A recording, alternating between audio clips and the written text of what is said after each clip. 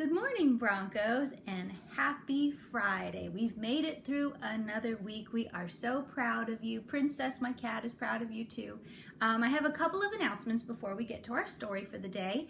If you think back to maybe a month or 6 weeks ago even, we had a guest author, and some of you purchased books from him. You ordered books for him.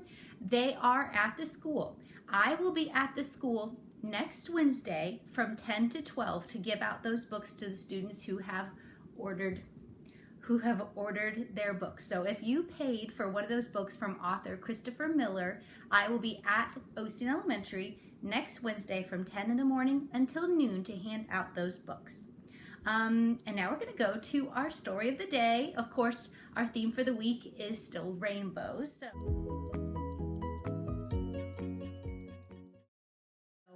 Looking at the cover of this book, you can see one of the reasons I chose this, of course, looking at the back too. And this is a great book, and I love this author, David Shannon. He is funny. He also wrote one of your favorite stories, the No David series. He also wrote Jangles, which is another one of my Big Fish favorite stories. So by David Shannon, it is Reading Counts. It is a reading level 3.5, third grade, and it is 2 points. So here we go. Are you ready, Princess? Okay, good. A Bad Case of Stripes.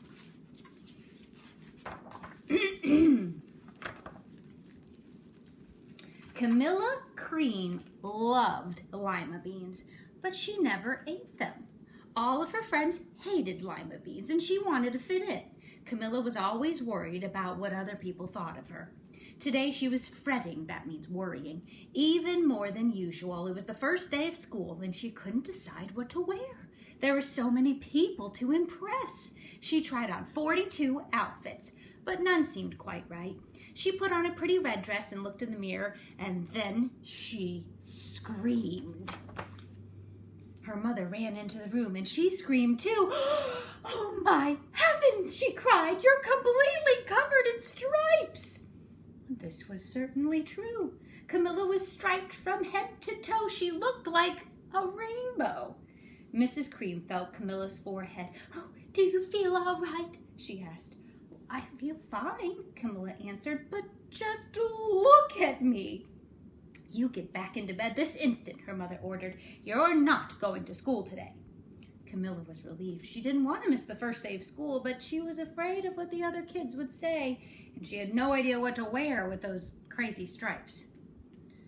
So if you've noticed already, Camilla is a little too preoccupied with what everybody else thinks about her. That afternoon, Dr. Bumble came to examine Camilla. "Most extraordinary," he exclaimed. "I've never seen anything like it. Are you having any coughing, sneezing, runny nose, aches, pains, chills, hot flashes, dizziness, drowsiness, shortness of breath, or uncontrollable twitching?" "No," Camilla told him. "I feel fine."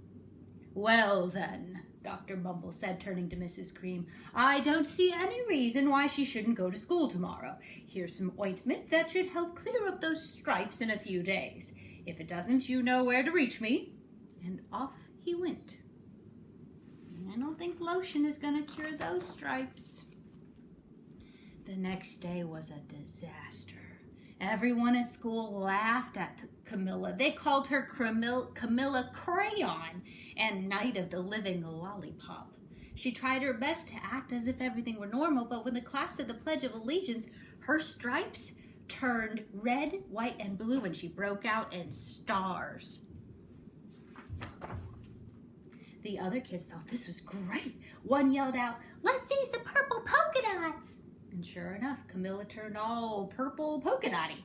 Someone else shouted, "Checkerboard!" and a pattern of squares covered her skin. Soon everyone was calling out different shapes and colors, and poor Camilla was changing faster than you can change channels on a TV. Oh my goodness. That night, Mr. Harms, the school principal, called. "Oh, I'm sorry, Mrs. Cream," he said. "I'm going to have to ask you to keep Camilla from home. She's just too much of a distraction, and I've been getting calls from the other parents. They're afraid those stripes might be contagious." Camilla was so embarrassed. She couldn't believe that 2 days ago everyone liked her, and now nobody wanted to be in the same room with her. Her father tried to make her feel better. "Well, is there anything I can get you, sweetheart?" he asked. "No, thank you," sighed Camilla. What she really wanted was a nice plate of lima beans, but she'd been laughed at enough for one day.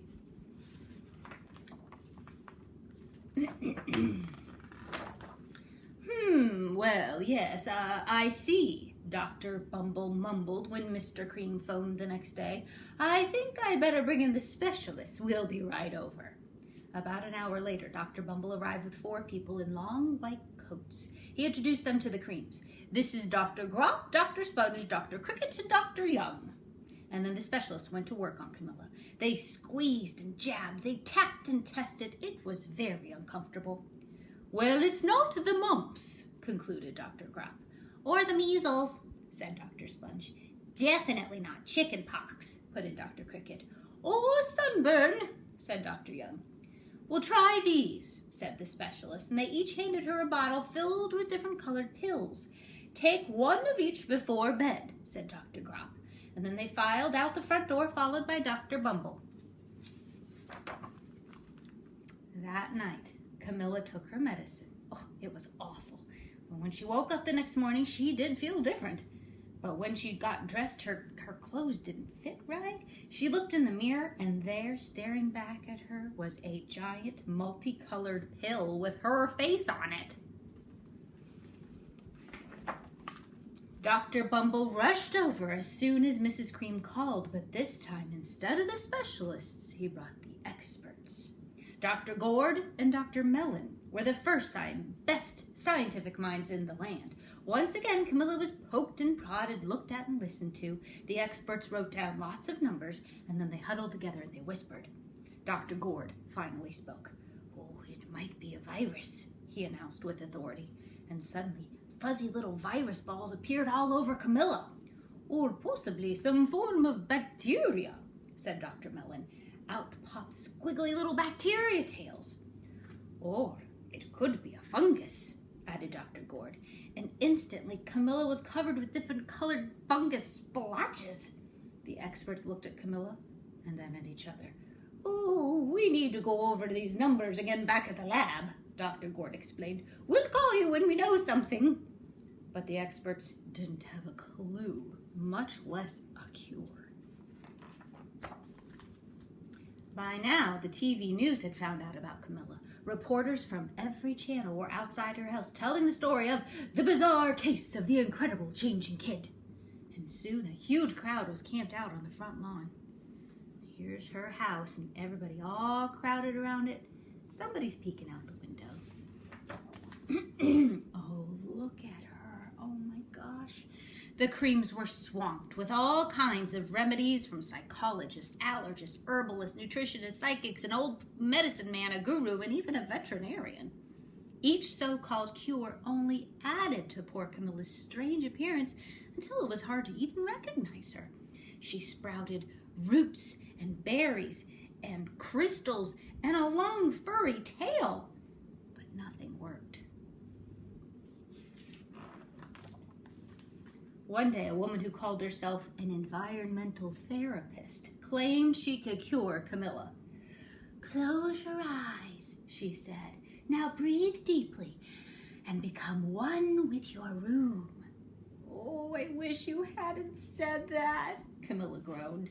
And slowly she started to melt into the walls of her room. Her bed became her mouth.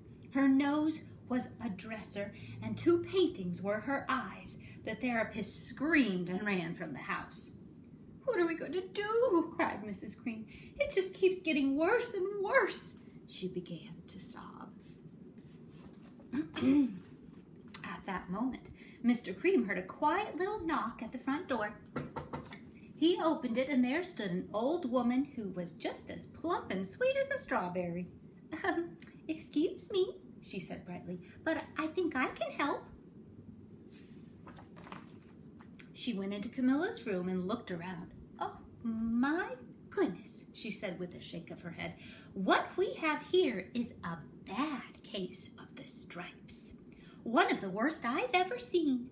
She pulled a container of small green beans from her bag. Here, she said, this might do the trick. Are those magic beans? Asked Mrs. Cream. Oh my, no, replied the kind old woman. There's no such thing. These are just plain old lima beans. I'll bet you'd like some, wouldn't you? She asked Camilla. Camilla wanted a big, heaping plateful of lima beans more than just about anything, but she was still afraid to admit it. Yuck, she said. No one likes lima beans, especially me. Oh dear, the old woman said sadly. I guess I was wrong about you. And she put the beans back in her bag and started toward the door. Camilla watched the old woman walk away. Those beans would taste so good, and being laughed at for eating them was nothing compared to what she'd been going through. She finally couldn't stand it. Wait, she cried. The truth is, I really love lima beans. I thought so, the old woman said with a smile. She took a handful of beans and popped them into Camilla's mouth. Said Camilla. And suddenly the branches, the feathers, and squiggly tails all began to disappear, and the whole room swirled around. And when it stopped, there stood Camilla, and everything was back to normal. I'm cured, she shouted. Yes, said the old woman. I knew the real you was in there somewhere. And she patted Camilla on the head. And then she went outside and vanished into the crowd. Afterward, Camilla wasn't quite the same.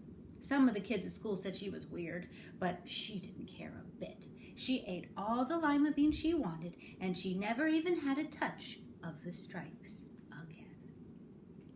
So I think what Camilla learned is that being yourself and being honest and not trying to fit in is really what's important.